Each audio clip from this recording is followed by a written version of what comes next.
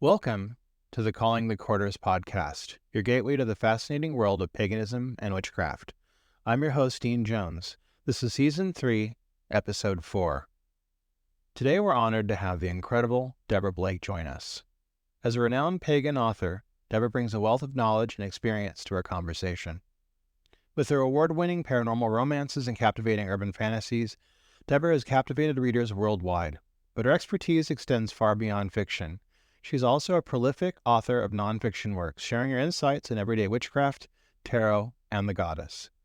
Join us as we delve into Deborah's fascinating world of magic, spirituality, and storytelling, from her inspiration to her novels to her practical advice for modern witches.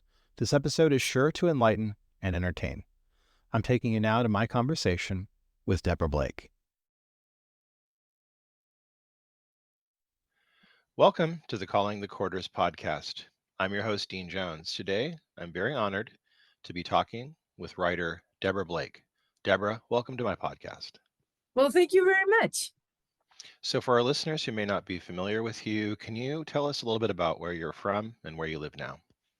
Well, I'm from upstate New York, and I live in upstate New York now. I only got about an hour and a half away from where I grew up. I mean, I went other places in between, but apparently I really like upstate New York, or I haven't been able to find any place else I like better that I can afford.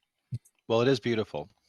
We're heading into fall now, and the leaves are just starting to change, and the weather's getting a little crisp in the morning instead of the heat wave we had most of the summer. And it really is, it's beautiful. I live across the street from a creek, and I go out and I hear the geese honking as they get ready to fly south again. And It is, I like the seasons. I mean, I don't like the winter as much as I like the other seasons, but it is really beautiful here.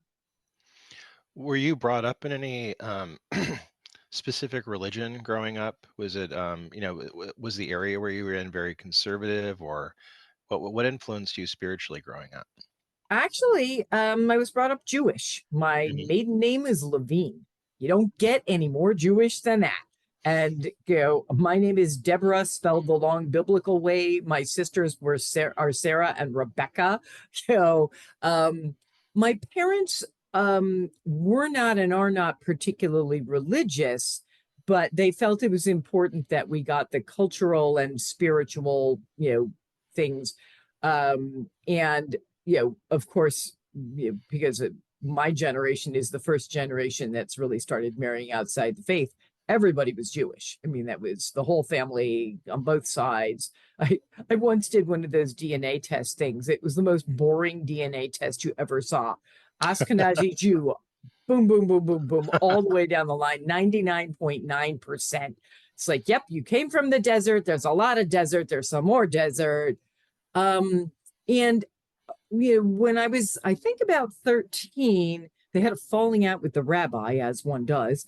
And then we started going to the Schenectady Unitarian Church, which was very nice and this was, in the mid 70s. And so they were very sort of funky, hippie Unitarian people. And in some ways that influenced me a lot more than the Jewish stuff did. I never felt any real connection to the religion of Judaism. I love the history. I love, being a Jew. That's, people are like, well, you're a witch now. I'm like, oh, please, if you're a Jew, you're a Jew. Just ask Hitler. It's like there is no ex-Jew. You can be not practicing Jew, but you are not, it is a genetic thing as well as a religious thing. And there are a lot of beautiful things about Judaism and about the beliefs and practices. It's just the whole stern, male deity father figure thing just never did it for me. And, the Unitarians were lovely. I loved their social activism and I loved hanging out with them. But again, it was sort of like doing yoga. It didn't have anything for me to do with spiritualism. And so I spent, most of my adult life sort of looking for the thing that was right for me. And I wasn't even sure there was a thing. I was, I guess you could say, an agnostic. I was open to the possibility that there was deity of some form. I'd never seen or felt it. And, hung out with the Unitarians for a while as an adult. And then I studied Buddhism for a very long time. And, I still, again, that there are lots of parts of that appeal to me. And then when I was in my mid 30s, I had a friend who'd been bugging me to go to stuff at her house, but there were people. I don't really like people. So she one Samhain, Halloween, she said, "Oh, you should come. We're doing a thing at my house. We're going to have a nice feast, and then we're going to go out in the park next to my house and do a ritual. Hardly anybody's going to be there. You're going to love it." And I went, "Oh, all right, fine." Her idea of hardly anybody was like 30 people. I Oh, walked wow. in, and people are like hugging me and saying things like "merry meet," and I was like, "Oh my God, what have I gotten myself into?" And we had a lovely feast, and then we went out into this public park next to her house, when it got dark, and you know cast a circle, and all of a sudden everything changed because I reached out and something reached back. And there they were, God and Goddess. And they basically said, "Well, it took you long enough." And there that was the beginning of the next chapter of my life. Can we talk about that next chapter and how it kind of began for you and how it influenced your life? Absolutely. So the woman Jennifer who had invited me she didn't actually call it a coven at the time that I joined. She called it a study group, and it was open to anybody. It was not a closed group, and some people would come once or twice and go away, and then there were a number of us who stayed for a long time. And it was men and women. She came from a Wiccan background. She had gone through all of the various levels and things. She didn't do that exactly, but much of what we were taught was what I would call Wiccan flavored. And so you'll see if you read my books that there is a certain element of Wiccan flavor, because that was what I learned. I've Right. sort of expanded from there, since I consider myself more eclectic than Wiccan now. But I'm not anti-Wiccan in any way, and Right. I don't necessarily follow all the exact rules and parameters and ways of doing things. But I spent about 6 years, a little more than 6 years, with that group, which did eventually become a formal coven. And at a certain point, about 5 years in, I said to her, I think I'm ready to study to be a high priestess. What do you suggest I do? And she gave me some extra reading and had me lead some rituals, including, we have a local Unitarian church, which they let, the Wiccans use. And Right. I did a Yule for like 60 people, that was wild. Lots of fun, actually. And after, I did my year and a day, it sort of sat there for a while and nothing really happened. And then things happened with the group that it made me feel unwelcome.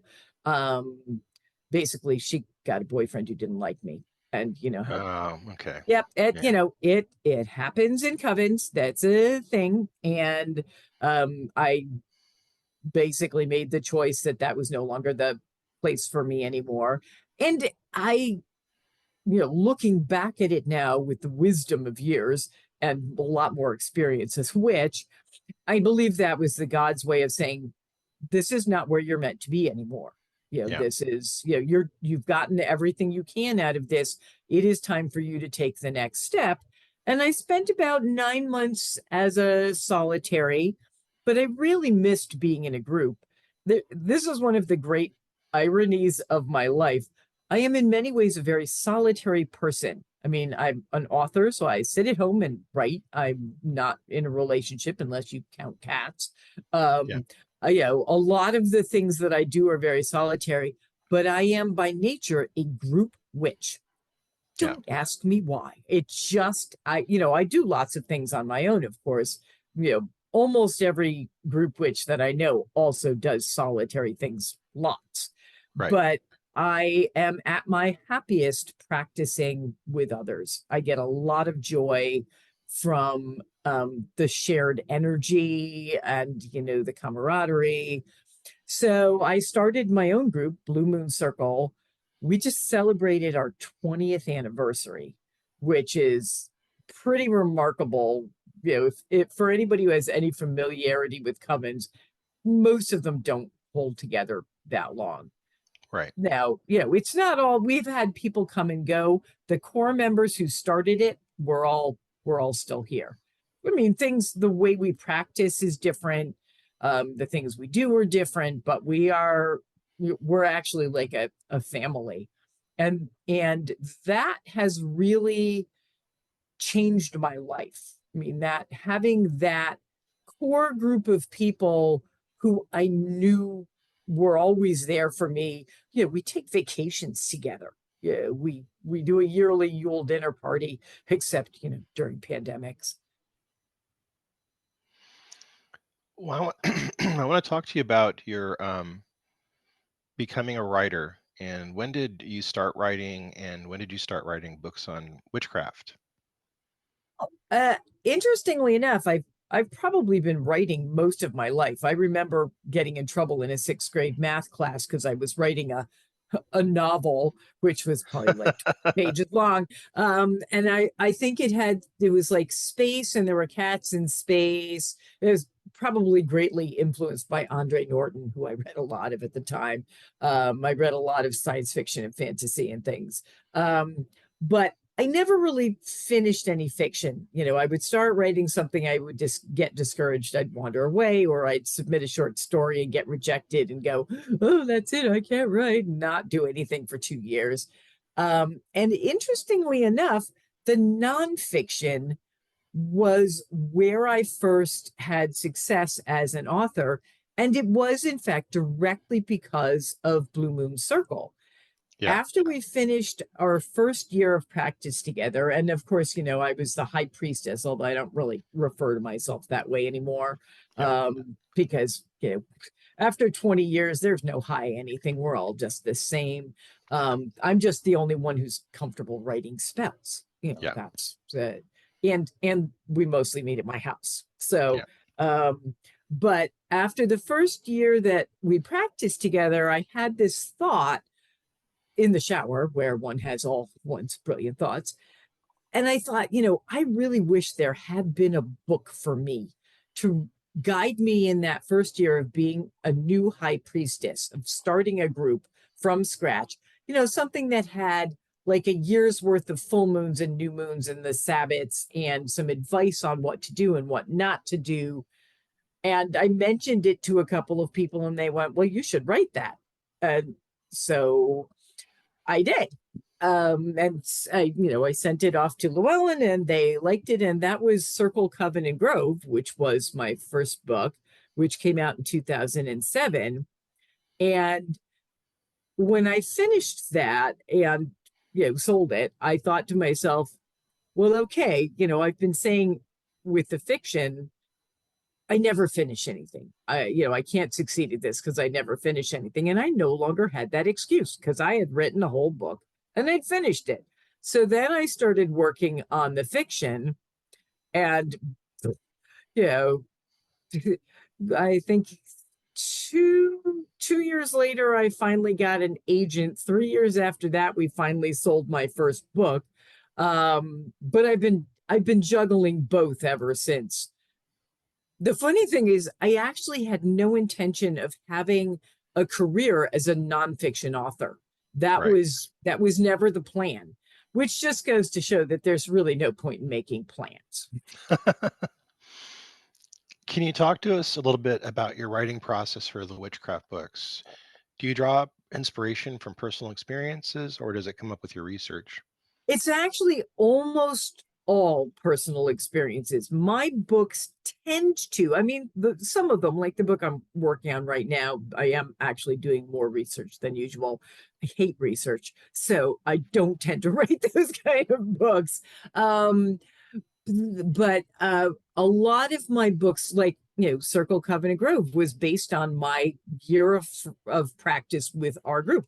All of the rituals in that book were rituals that we had done together.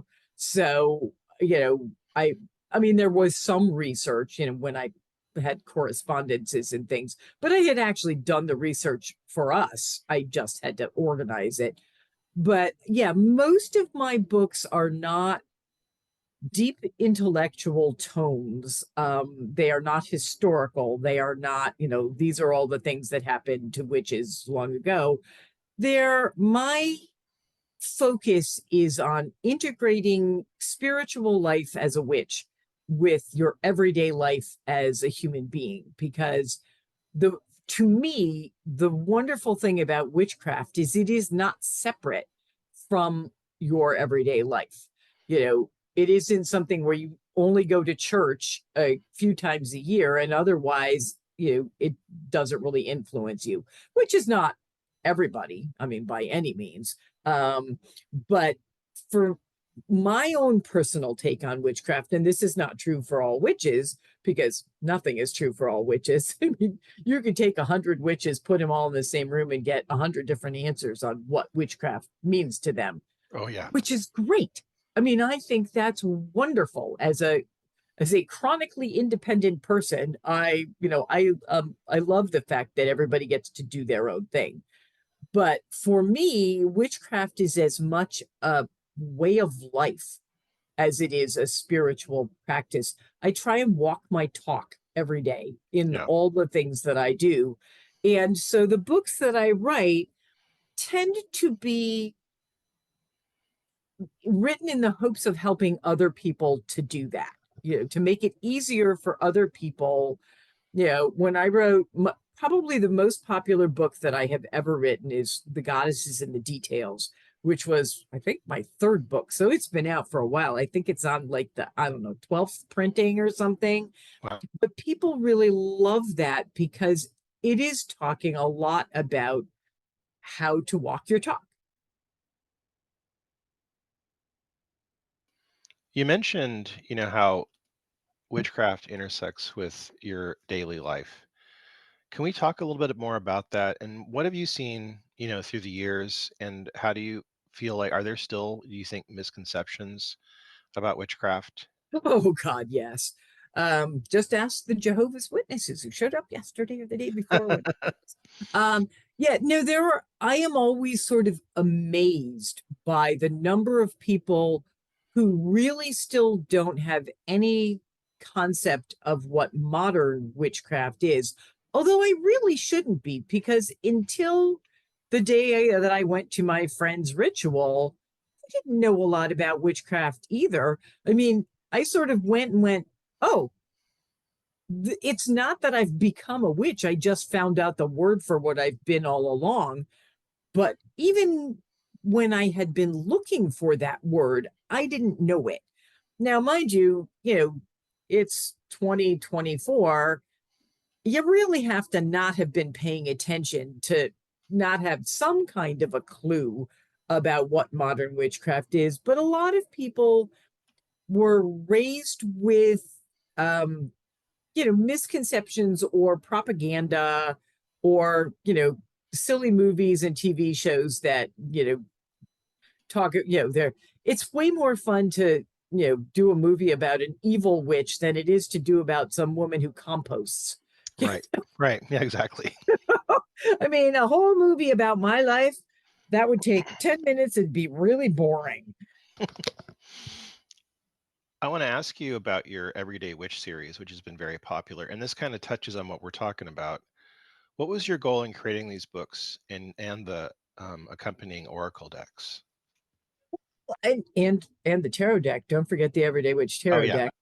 That's people love that deck, and I love the people who love that deck. Just incidentally, again, it's for me. As a writer, it is all about making things accessible for people.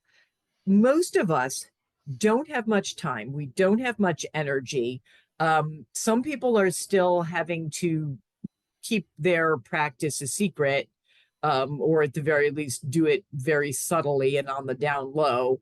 And so I write books that, I say it's like sitting across the table from your friendly neighborhood high priestess over a cup of tea or a glass of wine and just asking the questions that you have and getting simple answers.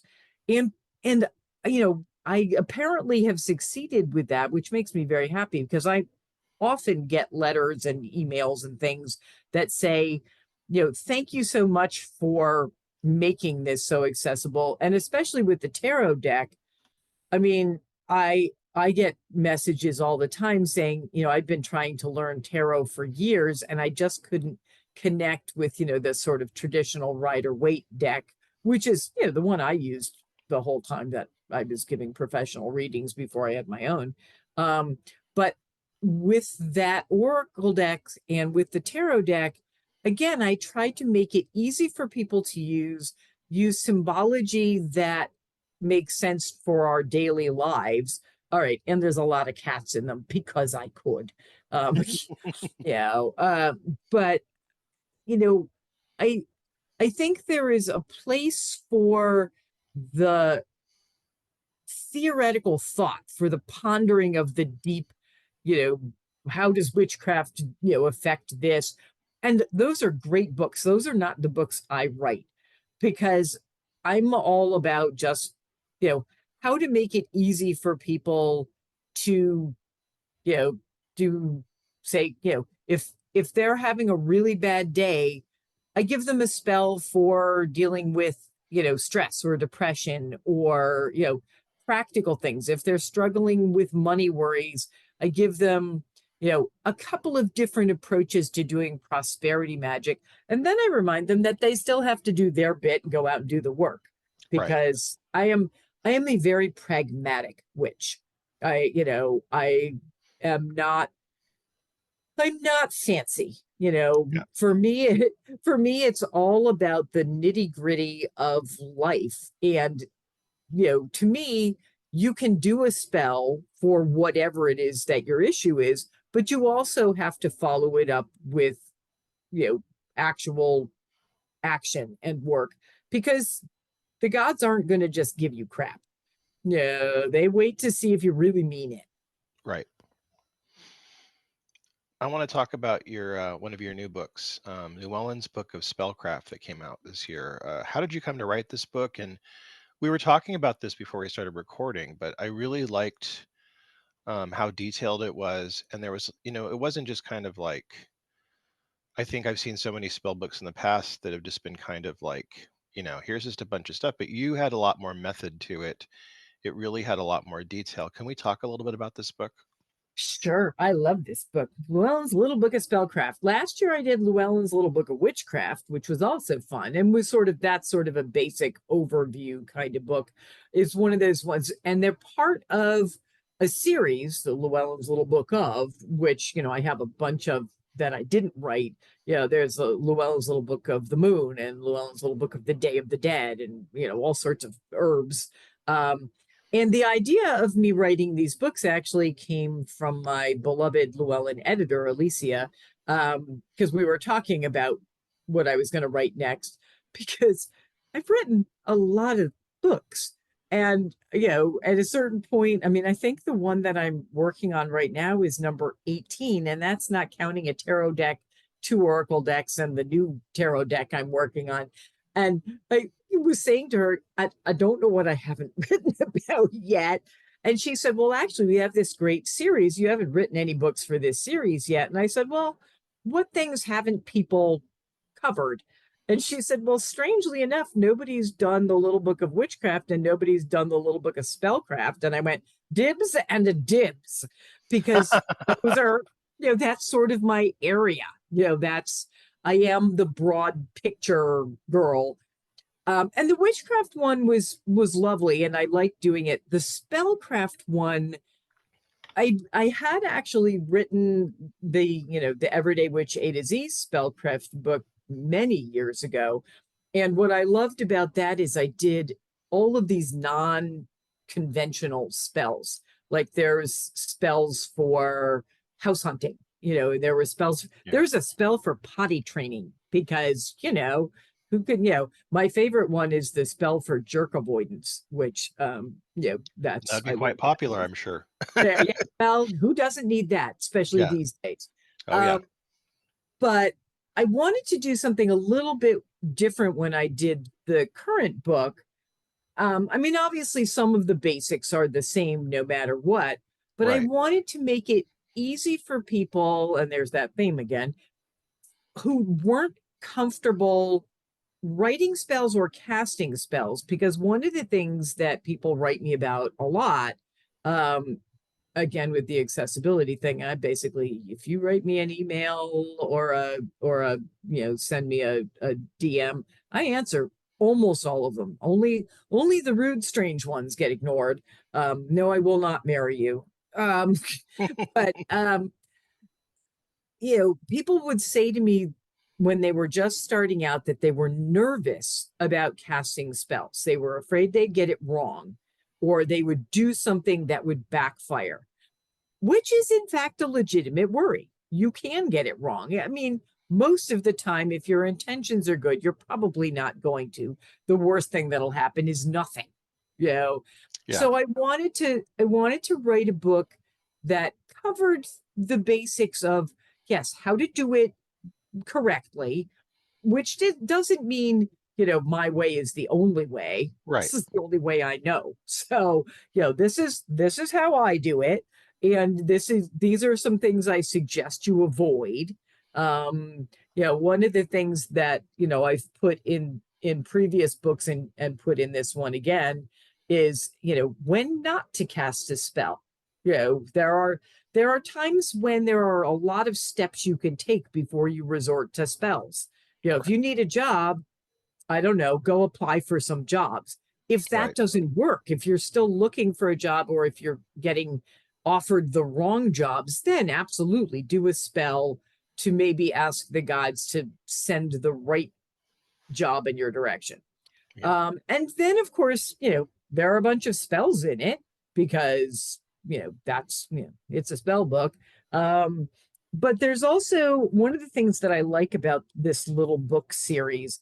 There's also little hints, there's activities. So, you know, there's also things that go along with, you know, spell casting, you know, how to practice creating sacred space. That, you know, that's one of those things that when you've been practicing for a long time, you don't have to really think about it. You know, you can literally close your eyes, create sacred space. You don't need the tools.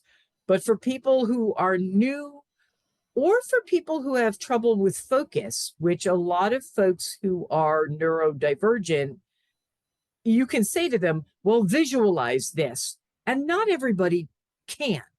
Right. And so, you know, I try and make it again so that, you know, if the traditional ways of doing things don't exactly work for you, I offer some alternative suggestions.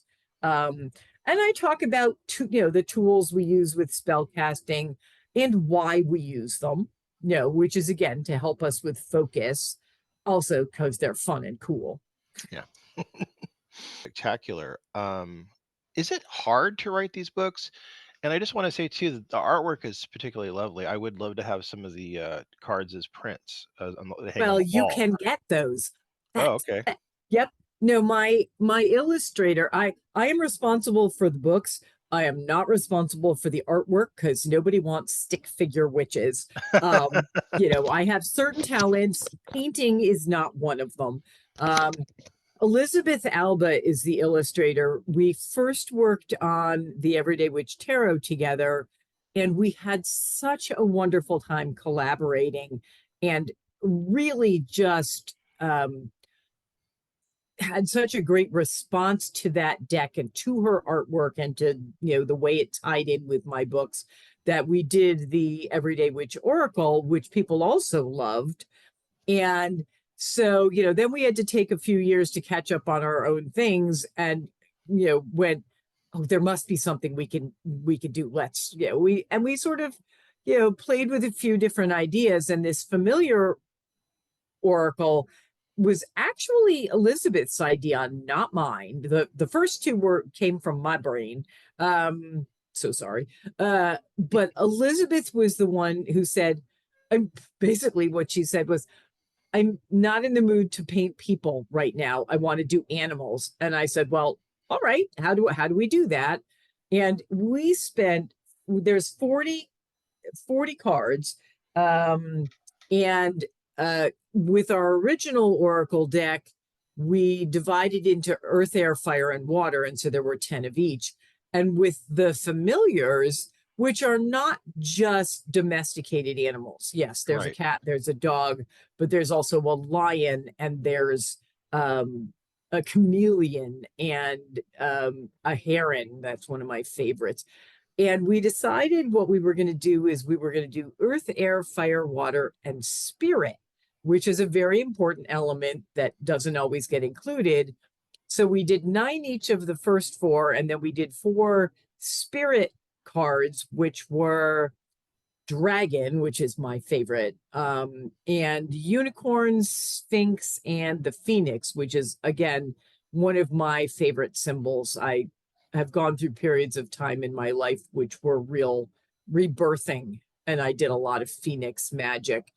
And so the idea behind the familiars deck was that you could tap into the energy of whichever animal this was, and it could help you. It could either send you a message, or it could, help you with magical work or whatever.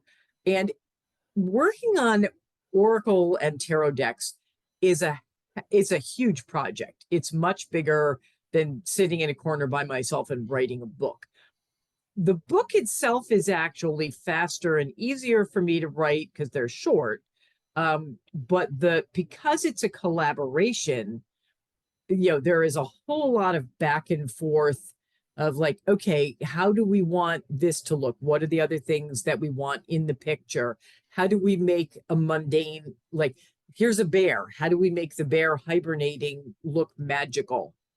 And it's actually because Elizabeth and I have such a great time working together. We've literally never had an argument. Every once in a while, there's something we don't agree on, and whichever one of us feels the most strongly about it wins. I mean, we just, and even that is a rare thing. I mean, it's usually more like me saying, okay, can you add some more sparklies or put a moon in the sky or something? Because she's not a witch, despite the fact that she's doing all these witchy things. So I sometimes have to say, okay, we need to make this more magical. But her artwork, as you said, is stunning. She is amazing. And she does, in fact, sell prints of all of the decks, the cards. Ooh. And she has prints of other things she does as well. She has an Etsy shop, and I think she's got I don't know, there's some other artsy thing where you get prints and you can get things put on mugs and whatever. And she also sells the original paintings, because whenever we do these decks, it takes me a while to write the book. For a tarot deck, she has to paint 78 original full-size paintings plus the back of the card.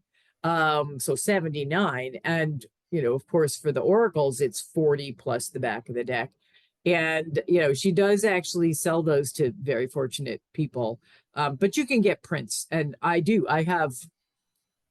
actually have a couple of her originals, because she's such a sweetheart that she lets me pick whichever card I want, and she sends me one original painting for each deck. So, yeah, I just adore her. I'm going to include links to her work in the bio. Oh, perfect. As well, that's great. I think people are going to want to see it.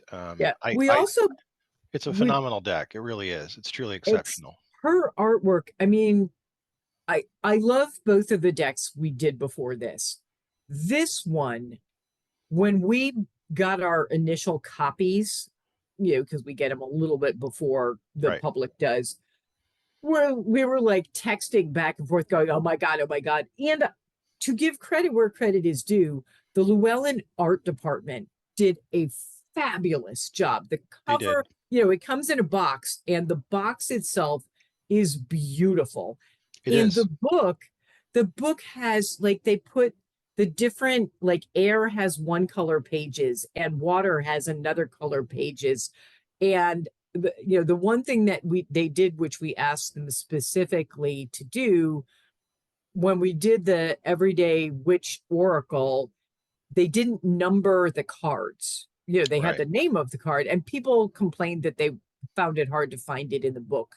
And so this one, we've got the numbers, and it's just, I honestly can't get over how gorgeous this thing turned out. And Yeah. people seem to really be liking it.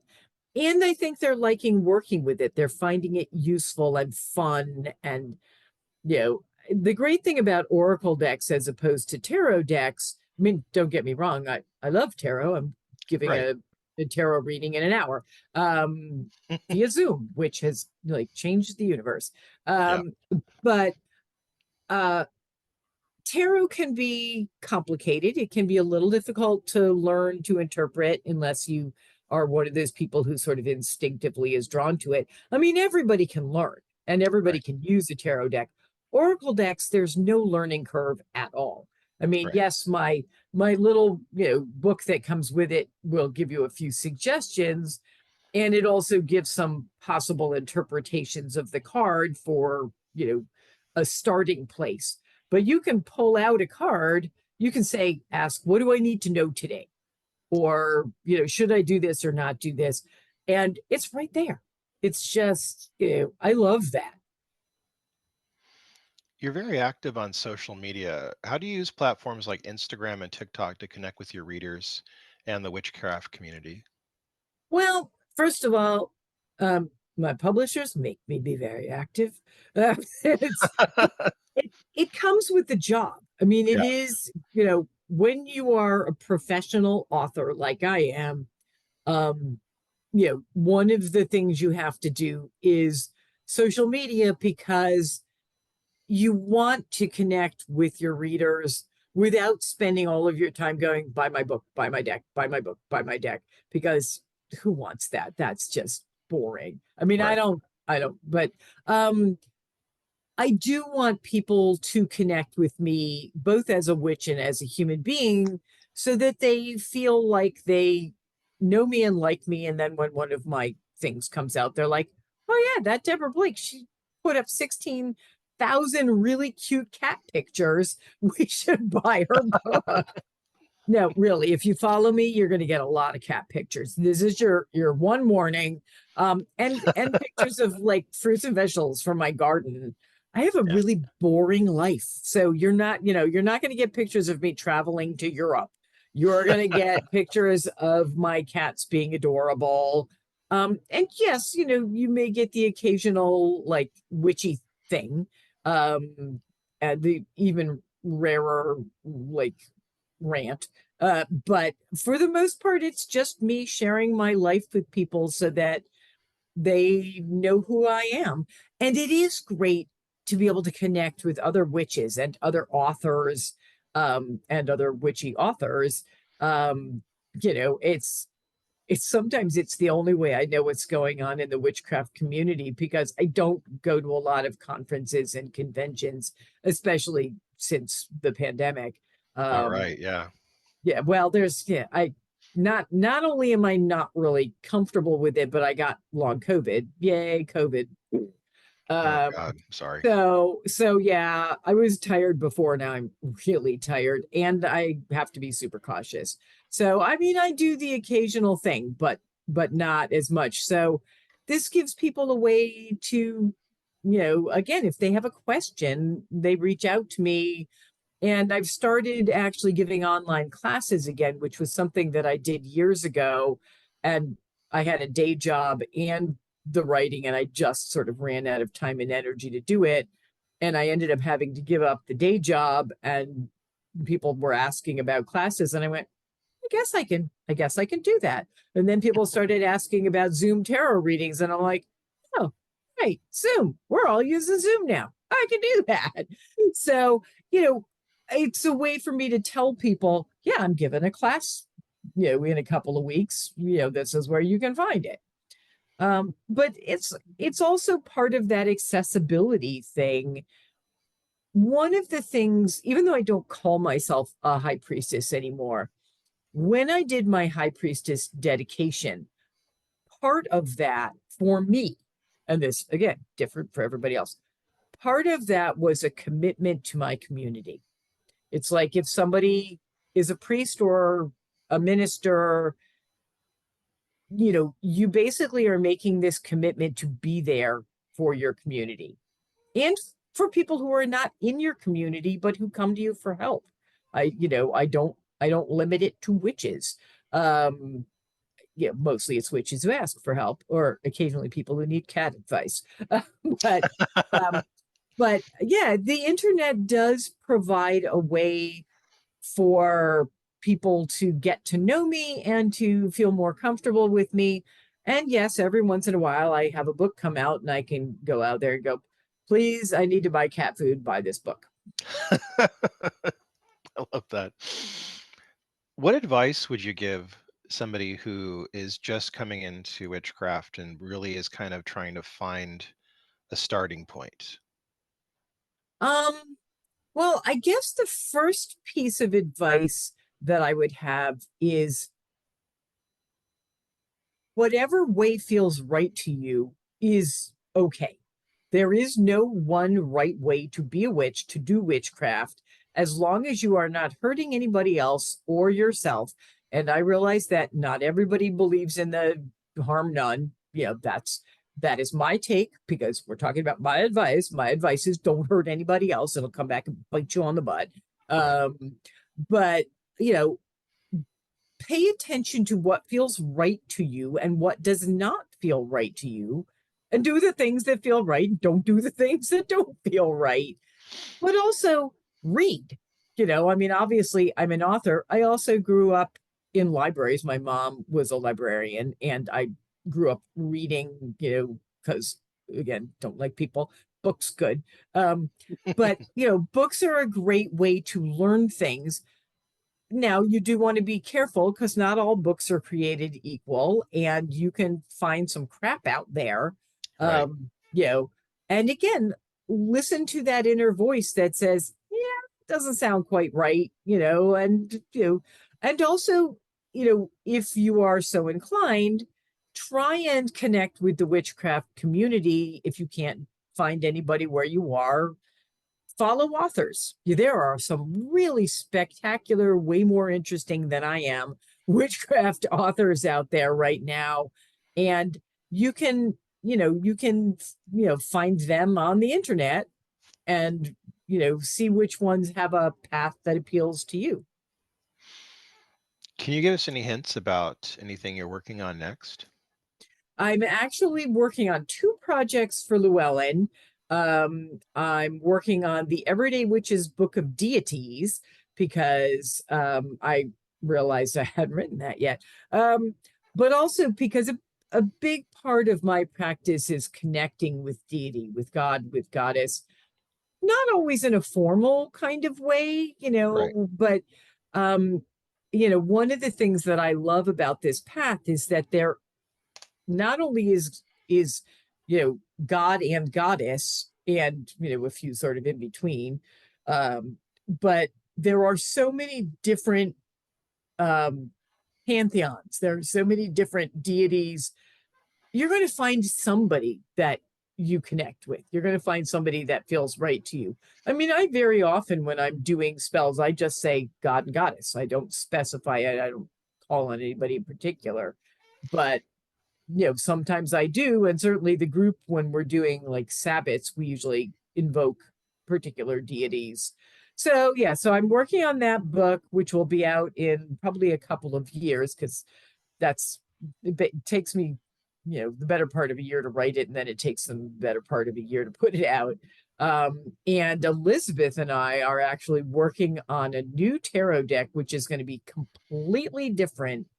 Is called the Whimsy Woods deck, and it's going to have, we are having so much fun. So much fun. And well, I told you, Elizabeth gets in the different moods to draw different things. And I just go with the flow because I want to work with her no matter what mood she's in. And she is in a phase right now where she's doing these wonderful animals that are sort of, people like, like they have clothing and, they might have a hat or whatever. And they, act sort of like people, sort of like a cross between Disney's Robin Hood and Wind in the Willows, Yeah. these just charming, little sort of village people. So we've created this world, this whimsy woods. There's a village, there's the woods, there's the fields. And, so we are doing basically the Rider-Waite deck, all of the cards you would find in a normal, the Empress and the Star and the Devil and all those things. But we've placed it in this little world full of animals. And oh my God, it's much more complicated. We spent months just trying to figure out what, say, okay, the High Priestess, what animal was that going to be? What was she going to look like? Where were we going to set her? Was, where were, so the wands are actually in the fields and the cups are home life. So we did way more prep work for this one than usual because we were creating this entire new environment, but it's also so much fun. And she's actually really taking the lead on this. When we started, because I was the author, it was basically me saying, okay, this is what I want the card to look like. And she would do the card like that. And this one, it's a much more of she says, well, I think the High Priestess should be, this. And I'm like, okay, I can work with that and make, write the cards so that whatever, I'm now waiting for her sketches before I write my bit, which is usually the other way around. But it pays to be flexible. That sounds really lovely. I can't wait to see that. Yeah, that's going to be probably 3 years. I think it's supposed to come out in 27 because tarot decks really take a long time. But it's going to be worth the wait. I promise you. I can imagine. Deborah, I want to thank you for being on the podcast. I really enjoyed getting a chance to talk to you. We're going to have links to the Llewellyn's book of Spellcraft and the Everyday Witches Familiars Oracle in the bio. You can go to those and buy them or get them at all better bookstores. Deborah, thank you for being on the podcast. I've really loved getting a chance to talk to you. Well, thank you for having me. And that's a wrap on another episode of Calling the Quarters podcast. We've had the privilege of speaking with the extraordinary Deborah Blake, master storyteller and leading authority on paganism and witchcraft. We have links in the bio to Deborah's website and links to purchase her new book and oracle deck. Don't forget to subscribe to Calling the Quarters on whatever platform you're listening to for more fascinating conversation or magical explorations. Until next time, may your path be filled with wonder and enchantment.